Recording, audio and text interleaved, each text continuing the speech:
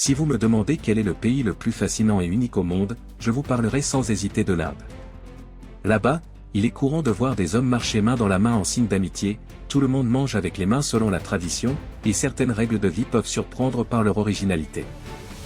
Accompagnez-moi dans un voyage en Inde aujourd'hui, et je vous ferai découvrir des lois et des particularités culturelles qui dépassent parfois tout ce que l'on pourrait imaginer. Numéro 15. Interdiction de danser dans les bars. Cela peut sembler surprenant, mais en Inde, il est interdit de danser dans certains établissements nocturnes. À l'origine, cette interdiction visait spécifiquement les danseuses professionnelles des bars. Une femme surprise en train de danser dans un bar dédié à cette activité pouvait être sanctionnée d'une amende pouvant aller jusqu'à $10 000 et risquer une peine pouvant atteindre 3 ans de prison. Ces établissements étaient perçus comme controversés, et pour y remédier, le gouvernement a adopté une loi révoquant leur licence. Au fil du temps, les mesures se sont durcies, et les autorités ont renforcé les contrôles.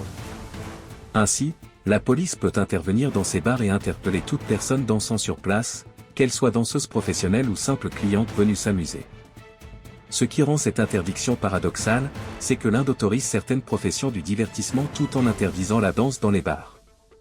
Une réglementation qui continue d'alimenter les débats au sein de la société indienne. Numéro 14. Interdiction des fêtes avec des étrangers. Danse, vêtements et maintenant fêtes. Cette liste ne pourrait pas être plus surprenante. Le gouvernement de l'État du Karnataka, en Inde, a récemment interdit aux organisateurs d'événements d'inviter des étrangers à leurs soirées sans l'autorisation préalable des autorités. La raison de cette mesure est l'augmentation des incidents impliquant des citoyens étrangers en Inde. Cette situation étant devenue une préoccupation majeure, le gouvernement a pris la décision de restreindre leur participation aux rassemblements sociaux sans validation officielle. Même si vous réussissiez à inviter Rihanna, Justin Bieber ou One Direction à votre fête, vous devriez d'abord soumettre la liste complète de vos invités étrangers à la police et accepter que les autorités filment leur présence durant tout l'événement. Cela peut sembler inhabituel, et de nombreuses voix se sont élevées pour demander la levée de cette interdiction, mais jusqu'à présent, la réglementation reste en place. Numéro 13. Interdiction de la publicité pour l'alcool. Il s'agit peut-être de l'une des interdictions les plus anciennes de cette liste. En Inde, la publicité pour les boissons alcoolisées est illégale depuis la fin des années 1990. D'ailleurs, certains États du pays, comme le Gujarat, le Nagaland, le Manipur et le Mizoram, ont même interdit strictement la consommation d'alcool. Cependant, les entreprises du secteur ont trouvé des moyens alternatifs pour faire connaître leur marque. L'un des exemples les plus courants est la publicité indirecte, où ces sociétés promeuvent leur image à travers d'autres produits dérivés comme l'eau minérale, les sodas, les CD, les compagnies aériennes et même des équipes de cricket. On dit que l'Inde est l'un des plus grands marchés mondiaux pour le whisky. Ainsi, les entreprises de spiritueux rivalisent d'ingéniosité pour contourner cette interdiction en exploitant certaines failles légales. Parmi toutes les règles de cette liste, celle-ci est sans doute l'une des plus appliquées. Pourtant, son efficacité reste discutable, car la consommation d'alcool en Inde demeure bien ancrée dans certaines habitudes. Numéro 12. Interdiction du foie gras. Le foie gras français est l'un des plats les plus raffinés et luxueux au monde, mais en Inde, il est perçu tout autrement. Ce mets a été complètement retiré des menus et le pays est officiellement devenu le premier au monde à interdire son importation. Cette interdiction a été prononcée après qu'une organisation de défense des animaux basée à Londres a dénoncé les méthodes de production de cette spécialité à base de foie d'oie, les jugeant contraires au bien-être animal. L'association a également affirmé que certains grands restaurants en faisaient un produit tendance dans tout le pays, ce qui, selon eux, justifiait une interdiction totale. Dans les faits, plusieurs pays comme Israël, l'Allemagne, le Royaume-Uni et l'État de Californie ont déjà interdit la production du foie gras. Cependant, l'Inde est le premier pays à avoir interdit son importation sur tout le territoire. Numéro 11. L'interdiction des mannequins portant des bikinis. Croyez-le ou non, cette interdiction est bel et bien en vigueur en Inde. Le gouvernement a voté une loi interdisant l'exposition de mannequins habillés en bikini dans les vitrines des magasins. Cette mesure vise à réduire certains comportements inappropriés et à lutter contre les incidents liés à des actes de harcèlement. Les autorités estiment que les mannequins portant des sous-vêtements trop révélateurs ou des tenues jugées provocantes peuvent être contraires aux valeurs culturelles et morales du pays. Cette interdiction repose sur la loi de 1986 sur la représentation indécente des femmes, qui vise à encadrer l'image des femmes dans l'espace public de manière à préserver la décence et les bonnes mœurs. Toutefois, cette mesure a suscité des débats au sein de la population. Certains soutiennent cette initiative, estimant qu'elle pourrait contribuer à réduire certains comportements irrespectueux. D'autres, en revanche, la considèrent comme excessive, d'autant plus que l'Inde possède de célèbres temples ornés de sculptures représentant des scènes artistiques inspirées de la mythologie ancienne. Si vous voyagez en Inde, ne soyez donc pas surpris, pour acheter des vêtements féminins comme de la lingerie, il faudra entrer dans le magasin, car aucune publicité ou exposition en vitrine ne l'annoncera à l'extérieur. Numéro 10. Les hommes qui se tiennent par la main. Si un jour vous apercevez deux hommes marchant main dans la main, vous pourriez penser qu'il s'agit d'un couple. Mais si vous mettez un pied en Inde, vous constaterez rapidement que c'est une pratique tout à fait normale. Partout en Inde, il est courant de voir des hommes se tenir par la main en public. Lorsqu'on leur demande pourquoi ils le font, beaucoup semblent surpris par la question. En réalité, cette habitude est ancrée dans la culture indienne dès l'enfance. Dans la société indienne, se tenir la main est une marque d'amitié sincère entre frères ou amis proches. Ce geste ne se limite pas aux hommes, les femmes aussi se tiennent par la main, entrelaçant parfois leurs doigts en signe de camaraderie. Lors de certaines occasions, comme les cérémonies religieuses, les festivals ou les événements importants, ce geste symbolise également l'unité et l'esprit de communauté. Ainsi, en Inde, le fait que deux hommes se tiennent par la main reflète avant tout une marque d'amitié et de proximité, et non un lien romantique. Alors, ne soyez pas surpris si vous voyez souvent cela dans les rues indiennes. Ce n'est peut-être pas ce que vous imaginez au premier regard. Numéro 9.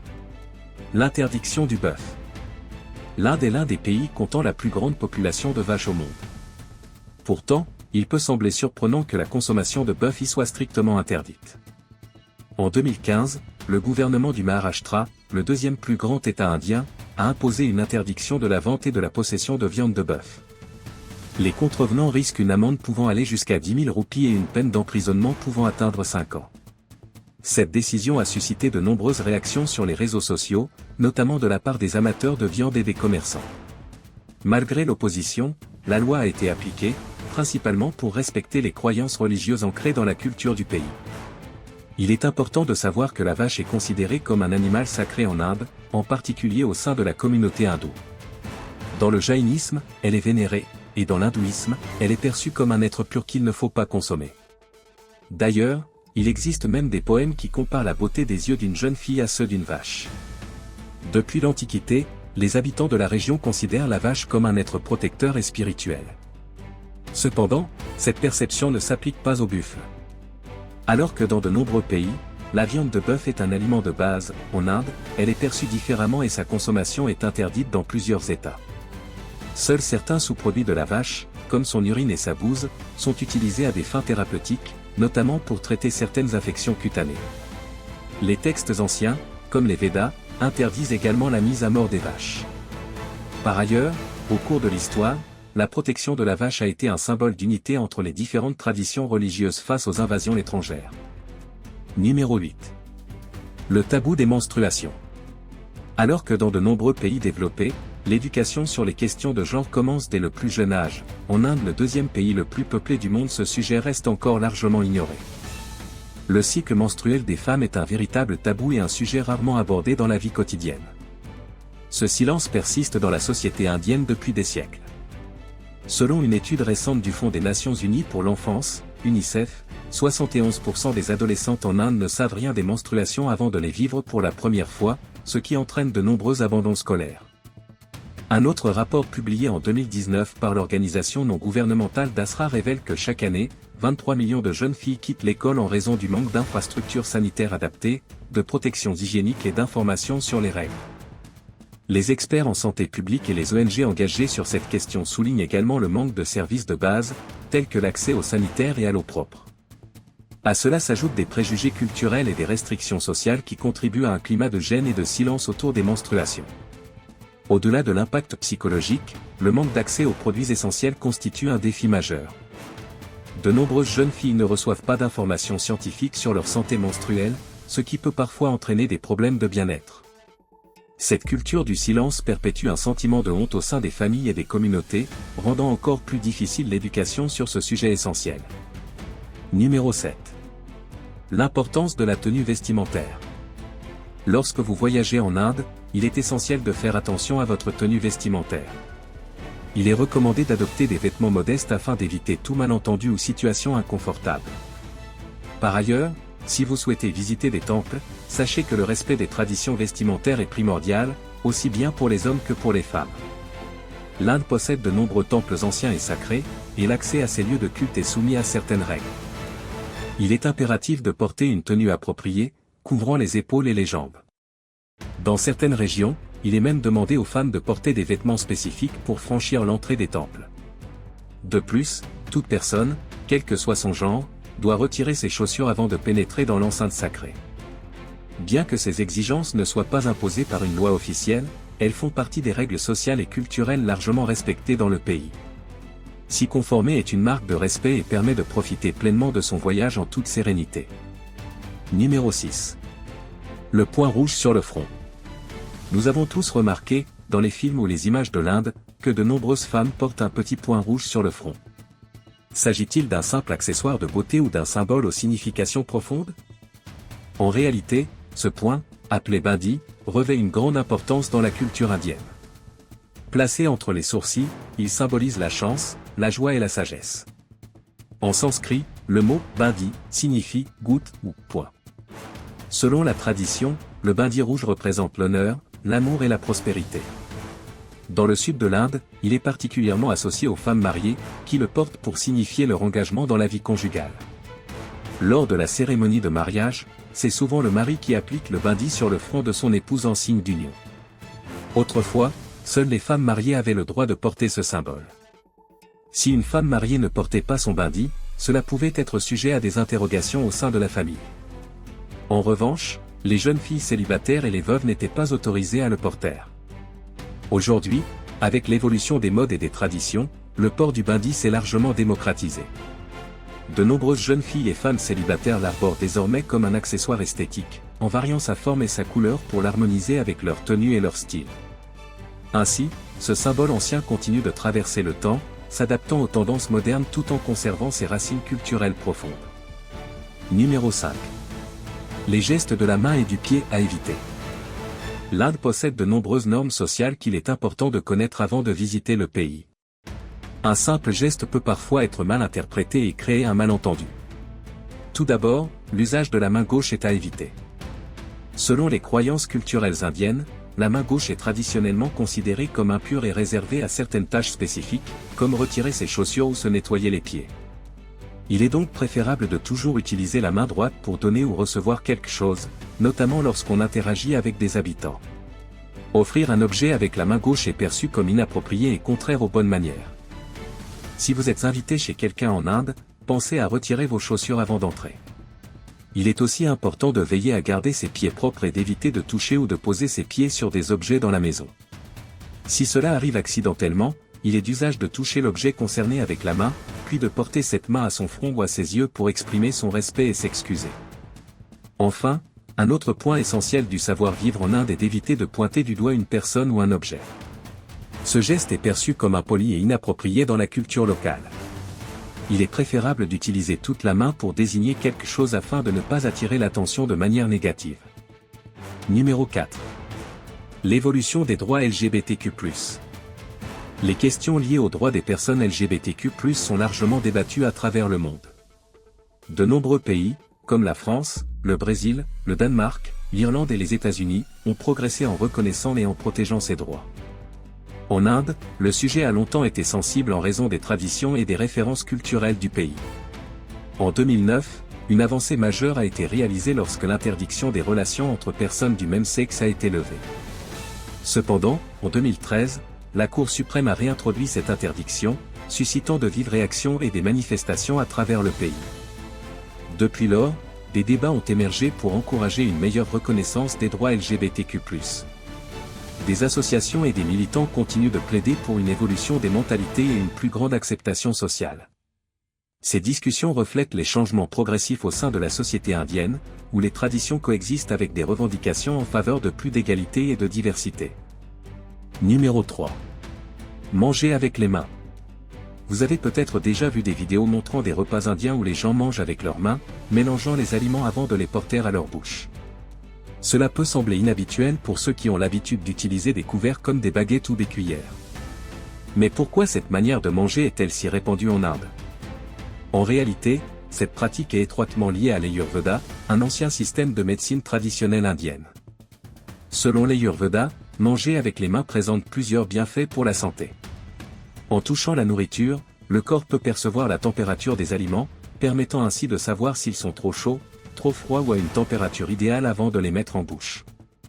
De plus, ce contact direct active les nerfs des doigts, envoyant un signal au cerveau pour préparer l'estomac à la digestion en libérant les enzymes et sucs digestifs nécessaires. D'un point de vue spirituel, cette manière de manger est considérée comme une connexion entre l'individu et la nourriture. Selon les croyances populaires indiennes, les 5 doigts de la main symbolisent les 5 éléments fondamentaux de l'univers, l'espace, l'air, le feu, l'eau et la terre. En combinant ces éléments lors du repas, on améliorerait non seulement la saveur des plats, mais aussi la digestion. Traditionnellement, les Indiens utilisent uniquement la main droite pour manger et évitent d'employer toute la paume, ne touchant les aliments qu'avec le bout des doigts. Ils s'assoient souvent en tailleur sur le sol, le dos droit, avec un tissu placé sous eux pour éviter le contact direct avec le sol. Bien que cette tradition repose sur des principes culturels et médicinaux anciens, elle soulève également des questions d'hygiène. C'est pourquoi de nombreuses personnes adoptent aujourd'hui des pratiques plus modernes pour garantir une alimentation plus sûre et hygiénique. Numéro 2. L'interdiction des marques d'affection en public. Si vous voyagez en Inde avec votre partenaire, il est préférable d'éviter de s'embrasser ou de montrer des gestes affectueux en public jusqu'à votre retour à l'hôtel. En effet, un simple baiser dans la rue pourrait vous causer des ennuis. Cela peut sembler surprenant, mais en Inde, exprimer son affection en public est une pratique encadrée par la loi. Dans ce pays parmi les plus peuplés du monde, les démonstrations d'amour dans les lieux publics sont généralement mal perçues. L'article 294 du Code pénal indien interdit strictement toute forme d'attitude jugée inappropriée dans l'espace public, afin de préserver les valeurs culturelles et sociales du pays. Cette règle a suscité un débat au fil des ans, et en 2014, une campagne de protestation pacifique appelée « Kiss of Love » a vu des milliers de couples manifester en s'embrassant publiquement pour revendiquer plus de liberté d'expression dans l'espace public. Ce mouvement a attiré l'attention internationale, mais n'a pas conduit à un assouplissement des règles en vigueur. Ainsi, lors de votre séjour en Inde, il est conseillé de respecter ces normes culturelles pour éviter tout malentendu ou désagrément. Numéro 1. Des rituels de mariage insolites. Lorsqu'on parle des traditions uniques en Inde, il est impossible d'ignorer certains rituels de mariage étonnants. Vous pourriez être surpris par certaines pratiques observées le jour du mariage. En Inde, il existe des cérémonies où une personne peut être symboliquement unie à un arbre ou même à un pot. Cette coutume trouve son origine dans les croyances anciennes du pays. Par exemple, selon l'astrologie hindoue, une femme dont le thème astral est marqué par la planète Mars est considérée comme manglique. Il est traditionnellement admis qu'une femme manglique pourrait apporter des difficultés à son mariage. Pour neutraliser cette influence, on procède parfois à un mariage symbolique entre la femme et un arbre, un objet ou un autre élément rituel avant qu'elle n'épouse son véritable conjoint. Du côté du marié, certaines traditions peuvent inclure des gestes de bienvenue particuliers. Dans la communauté Gujarati, lorsque le futur époux entre dans la maison de la mariée, la mère de cette dernière lui lave les pieds avec un mélange traditionnel appelé Madhuparka, composé de lait et de miel. Ce rituel est une manière respectueuse d'accueillir un invité de marque dans un foyer ancestral. Dans d'autres régions, le marié peut être accueilli de manière plus festive, avec des lancers de pétales de fleurs ou d'autres éléments symboliques. Ces traditions, d'une grande diversité, illustrent la richesse culturelle de l'Inde et continuent d'étonner de nombreux chercheurs. Nous avons ainsi exploré des aspects fascinants de la culture indienne, allant des règles strictes entourant le mariage aux coutumes liées aux vêtements et aux célébrations. Ce pays, riche en histoire et en traditions, suscite des débats sur les notions de liberté personnelle et de respect des coutumes ancestrales. Nous espérons que cette vidéo vous a permis de mieux comprendre la culture et la société indienne, ainsi que les traditions qui rythment la vie quotidienne. Continuez à suivre notre chaîne pour découvrir d'autres sujets captivants à travers le monde. N'oubliez pas de liker, partager et vous abonner pour nous soutenir.